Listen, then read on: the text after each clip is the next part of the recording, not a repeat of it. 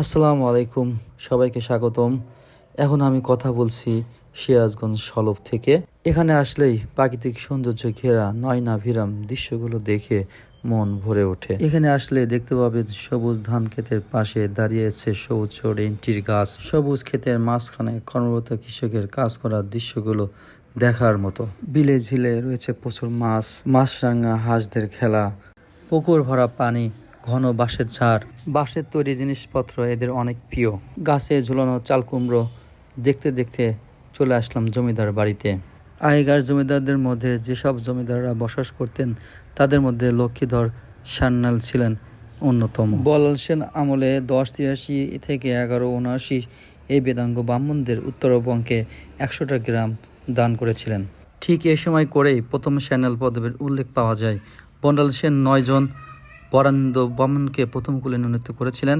তার মধ্যে অন্যতম ছিলেন বাদশা গোত্রের লক্ষ্মীধর সান্যাল। 250 বছর পুরানো সলপে জয়কালী মন্দিরটি এখনও সান্যাল জমিদারদের স্মৃতি হিসাবে রয়ে গেছে। সর্বপ্রথম এই মন্দিরটি 1180 সালে মাঘ মাসে কালীচরণ সান্যাল মহাশয় কর্তৃক প্রতিষ্ঠিত হয়।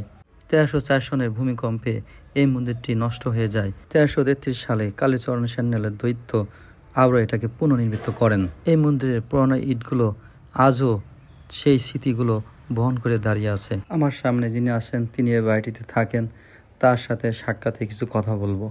কেমন আছেন? ভালো আছি। তো আপনার বয়স কত হবে? আমার বয়স 107 বছরে পড়ছে। এখানে আছেন?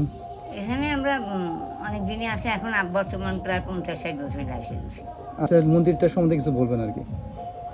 মন্দির সময় প্রথম মন্দির যে দিছিল সেটা তো ভূমিকম্পে নষ্ট হয়ে যায়, তারপরে আবার মন্দির দেওয়া হয়েছে। এই সেই দেখার বিষয় দিল। হ্যাঁ, পরে কে কে দিছিল? পরে পরে কালীচরণ স্যান্ডেল দিল। তো এখন আপনি কি চলাফেরা নিজে নিজে করতেছেন না? হ্যাঁ, চলাফেরা। আপনার সাথে কে আছে, কে থাকে আর এখানে? মেয়ে থাকে, ছেলেরা ফাঁকে আছে, তার চাকরি করে। ছোট ছেলে বিমান বাহিনী চাকরি করে। ছোট ছেলে বিমান চাকরি করে, আর বাকি সবাই বিমান বাহিনী চাকরি করে। তো ওনারা আসে দেখতে আপনাকে? হ্যাঁ, আপনাকে দেখতে আসে? হ্যাঁ আসে, খরচ দেয়, খাবার করে। তো এখন মূলত আছেন আপনি আর কে আছেন? আমার এক মেয়ে থাকে। এক মেয়ে থাকে না? ওই মেয়েটা কি তার সংসার আছে না? সংসারই আছে, বিয়ে দিয়েছিলাম, স্বামী সংসারতে নিয়ে আসছি। সে আবার বিয়ে করছিল। এই ভিডিওটি এই পর্যন্তই ছিল। আবারও আপনাদের সামনে উপস্থিত হব কোনো একটি নতুন তথ্য নিয়ে। সে পর্যন্ত আপনারা ভালো থাকবেন, সুস্থ থাকবেন এই কামনা করে শেষ করছি।